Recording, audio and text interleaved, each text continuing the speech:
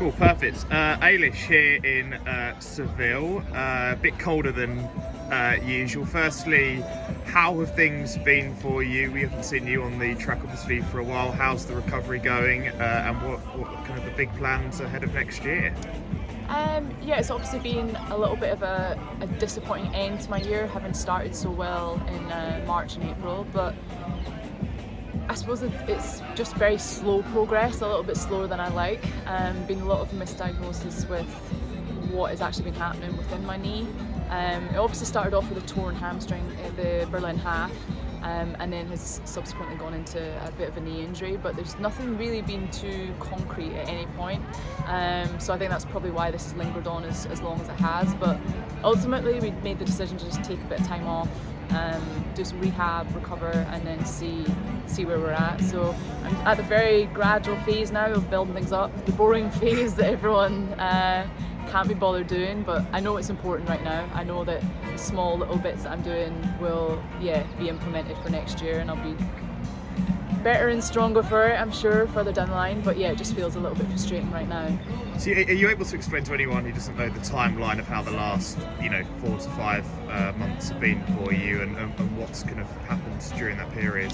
Yeah, I mean, obviously after the Berlin half I made the wrong decision to try and get back from that torn hamstring a bit too soon. I just pushed on with training. I was desperate obviously to try and make a marathon start line. I wanted to be at London Marathon, and so that then is what really led into this knee injury.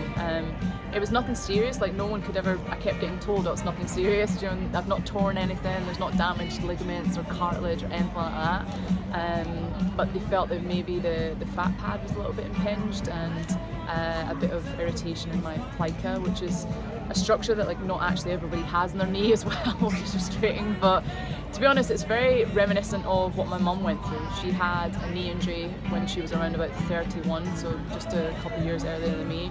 She was out for 1.5 years for that, and they never really found what that was either. She had surgery, but hers got infected, and that's really why it was as long as she was. So fingers crossed I don't end up down that route and it's nothing as serious as that. But I'm building up training now, very gradually on the Alter G, on the lever system on the treadmill as well, and that's been all good so far. So I feel pretty hopeful now that I can see like a bit of light at the end of the tunnel. It hasn't all been doom and gloom. Like before the World Champs and Sam Moritz with the GB team, I was in the best shape of my life. Like I had actually managed to, despite sort of running through the knee pain, I'd managed to get myself into really good form, and that's why I'd asked to be picked for the Worlds, because I thought I've got a chance here. I actually thought, despite it being a little bit sore, it was manageable at that point. I was able to train through it, and some of the sessions I was doing, that's why I think I probably got a little bit carried away. I was excited, to feel like I could get there and I could race and compete in Budapest. So that was frustrating. It was only a couple of days before that it flared up again. I was going to say, how was that when that happened? Yeah, I suppose mentally I found it tough, because I had started the year in such a high, 2 British records behind my name. I thought, I'm coming into like the shape of the season of my life. And to be so close to World Champs, I could almost like... Your mindset's already in Budapest to an extent, isn't it? In that case. I was out with the GB team, training been going really well, so I just thought, I've managed this, and I'm going to get there to compete. So the fact it happened just a couple of days before or the week before was obviously frustrating, but I suppose that's the risk you take when you're not 100%, when you're pushing on something that's not maybe fully healed and not fully rested. So I think I learned a lot from this year, not to make the same mistakes next year, and that's why we're having a bit of a slower process now to recovery. Could I go and train outside now and get back? Probably, but is it worth it? No, I'm better off taking a longer term approach now. The second group of athletes are heading over to pre-testing. We're going to probably look towards just after Christmas and New Year. That's when I'll start running outside now, transition from the Alter G to outside running. And I'll just learn from, as I said, the mistakes last year, not to let anything linger on, not to try and push through something. Because when my body's ready to run fast, it'll run fast. I just need to let it be 100% in order to achieve that. Yeah. And when you think about obviously the spectacular 2022 that you had, and then reflecting on everything this year, how do you kind of mentally kind of process all of that? Yeah, to be honest, it's probably a little bit easier having had such a successful 2022. I think someone had asked me that actually, another ASICS runner had said to me, oh, like, do you feel down, you know, that you've missed Budapest? And to be honest, not massively. I think when I look at my career, I'm very fortunate. The last 7 years, I made consecutive GB teams, and like that's not easy to do. Like it's actually something I'm really proud of. So despite other like external people thinking, oh, 2023 was such a like failure of a year for me, I really don't think it was. Like 2022 was the best season I ever had. I started off 2023 with a British record in the 10k, the half marathon, which was way above my expectations Mr. as well. Olivier Mignon's in the house. So I don't feel like, yes, obviously I'm disappointed to have an injury, but I can't be like overly greedy. Do you know, I've had 7 years of consecutive making teams, and that's really not easy to do. Like there's not a huge amount of professional athletes that can say they've done that. Like it's tough. It really is tough in our sport to stay injury free, to stay healthy. And yes, of course I've had illnesses and injuries along the way, but nothing that's made me miss a season. Yeah. So if this is the first season that I have to miss in 7 years, then do you mean I have to accept that as part and parcel of running? In that sense, almost been, you know, in some cases a blessing, because it's allowed you to kind of go away, reflect on, you know, how crazy the last few years have been, especially 2022, and give you kind of that mental reset ahead of obviously what is an Olympic year. Yeah, it has 100%, because I think you're spot on with that. As an athlete, you're always looking for like the next thing. I didn't really get the chance after Commonwealths to be like, wow, yeah, that was cool. Or even after the races earlier in the season, I ran those races and was just like, okay, yeah, on to the next one. Like I broke the 10,000 metre record, and the next morning was out training a 20 odd mile run, because I thought, right, I'm off to go and I want to try and run as fast as I can in the marathon. I want to run as fast as I can in the half. Do you know what I mean? So you're always looking for something else. So it has allowed me to just maybe take a bit of a step back. Also get in the gym to correct the sort of weaknesses that I did have between my left and right side. There's a lot of weakness down that left side because I've been running for so long on it being a little bit dodgy. So again, it's given me a time to maybe step back, address those weaknesses, make sure I'm a bit more even in my running stride. I was able to go over to ASICS, Japan, test out all the shoes. First time I've ever been able to do that, because I've always been training or racing and looking for competitions that I've never been able to take the time to go out to Japan and even go through all the testing process. So went through all the process there. We found what shoes work for me, what orthotics I'll be wearing in my shoes for the injury. Like a lot of changes, but I think it'll be really worthwhile. And obviously, you know, you've had the documentary in, you know, the last few weeks, as well as we're chatting in December 2023. How's the response been to that? Because we're chatting, you know, off camera there, and it's been pretty amazing. Yeah, it's been really overwhelming, the amount of people that have messaged to say that they've enjoyed it or they've cried at it, and I think what's been really special is obviously like young kids watching it and they feel inspired by it, which is really special. But the amount of people that have watched it that aren't runners, do you know, they have no interest in sport, they've watched it for the first time, they didn't know anything about me or my mum beforehand.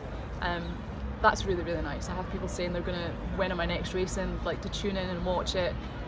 So that's been really cool, and it was obviously a little bit daunting doing something like that, putting not just me but like my little inner family circle as well, my mum, Michael, and for people to see that behind the scenes was obviously a little bit scary, but I was prepared for like nasty comments and trolls, but thankfully everyone's been so lovely so far. We actually haven't watched the final version. We watched the first edit together.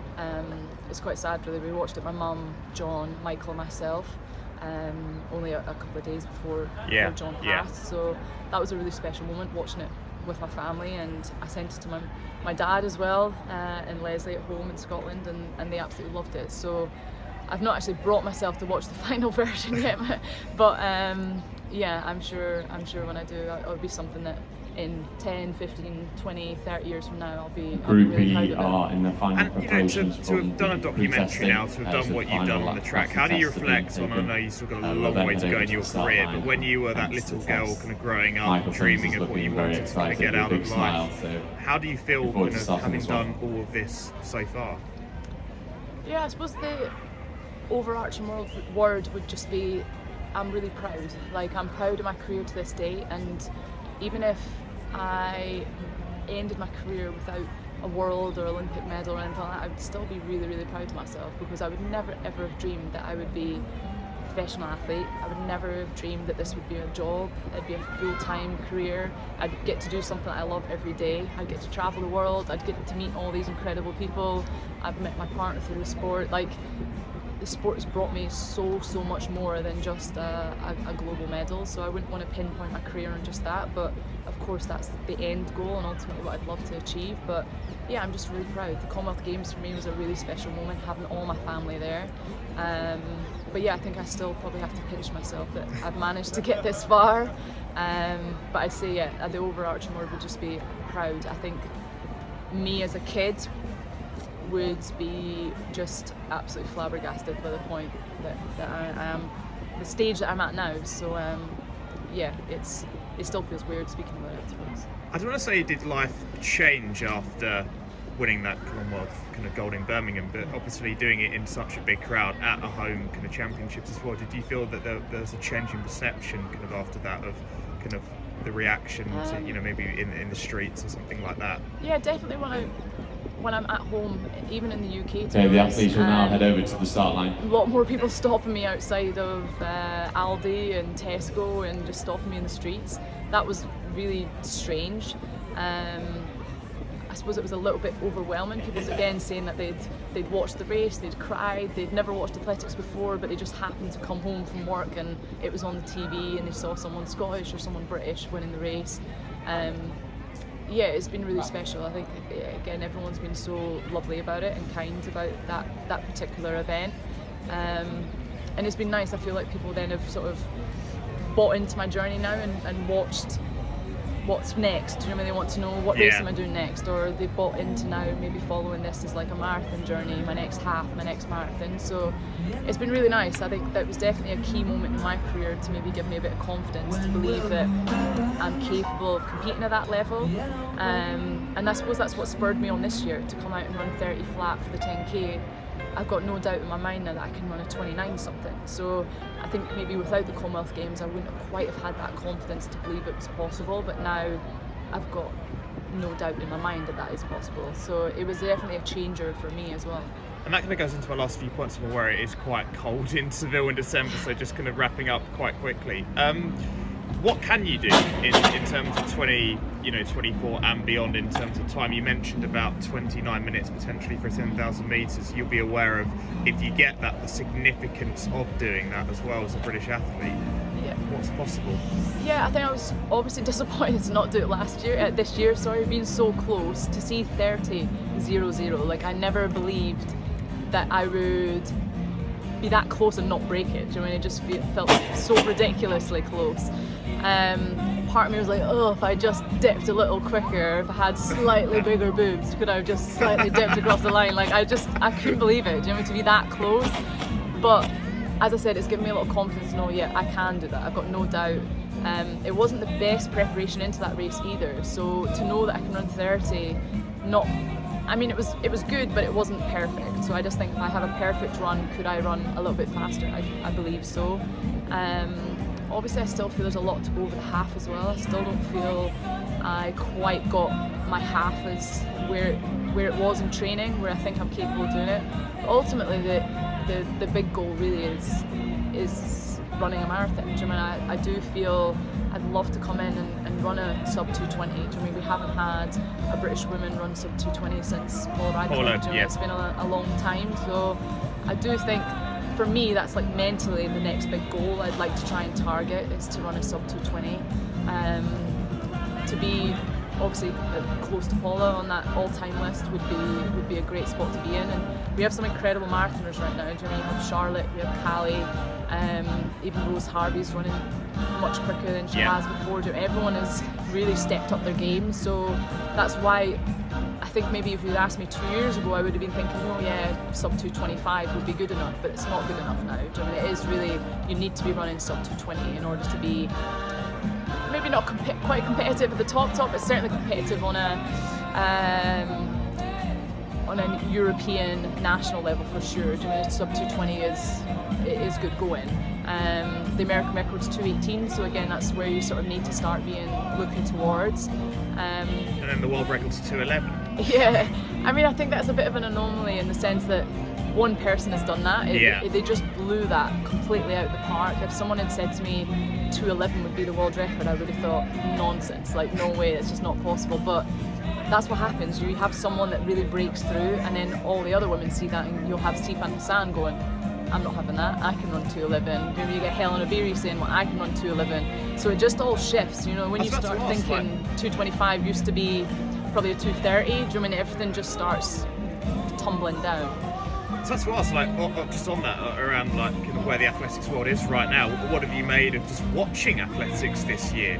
And because there have been so many world records broken, and you know, quantum leaps in some events, in you know, times. I think obviously it shows we're in a different generation with regards to shoot technology. Everything moves on. Do you know what I mean? People find out better ways to recover. I really think probably the shoes are what made a huge leap forward within that. It gets better year on year. So I suppose that's why we need to adjust our expectations as well. I mean, you used to think, even in the 10K, it's now thinking, right, I need to be under 30 minutes now in order to be even remotely competitive. I mean, it's going to keep nudging down, but certainly I think maybe the women's marathon was the one where all the other events had sort of shifted quite a lot. Maybe the marathon women's hadn't quite.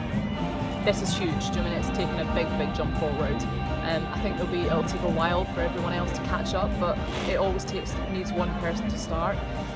But that's what happens in athletics. You have generations where you go from cinder track to Mondo, do you know what I mean, and the times shift forward there.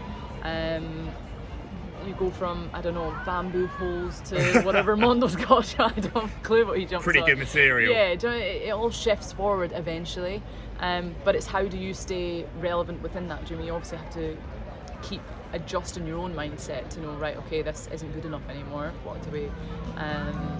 So yeah, it's just the way the sport's going. If I could go back and change everything and stay the way we were, then great. I mean, I'd be happy to do that, but that's not the way sport is. I mean, all sports evolve, so we have to just accept it and get on with it.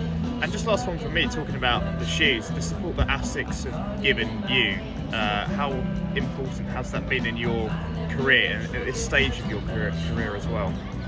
Yeah, it's been huge, and I think being part of that testing process has been really useful as well. As I said, I've never had the chance to actually go out to the lab in Japan and meet all the team and see all the shoes and exactly what they're doing. And to have an insight into that was just fascinating. It's absolutely blown my mind, the amount of, I suppose, the work and technology and just the whole thought process that goes into these shoes. I suppose it's made me realise as well, it's not just me as an athlete, like these people really care about this as well. They want to see us run in the fastest shoe possible and know that they're part of that process. So meeting the team was amazing. Like, they're a really good bunch of people, and that's been quite special too. I think it goes above and beyond now just sport. It's definitely a bit more of a family feel that we have here, and you can see that today with everyone here. Like, it's a good environment to be a part of, and I think with me obviously having a tough year, I've needed that as well. Like, I've needed the right people around me, and I've never once thought, oh, I'm concerned because I'm injured or I'm going to get caught and not supported or anything like that. You know, I've never had to worry about that whatsoever, which has allowed me then to just focus on recovery and rehab and get myself back for next year. So yeah, I feel confident about next year because I know that they're confident in me, and that makes a big difference. Cool, amazing, Eilish.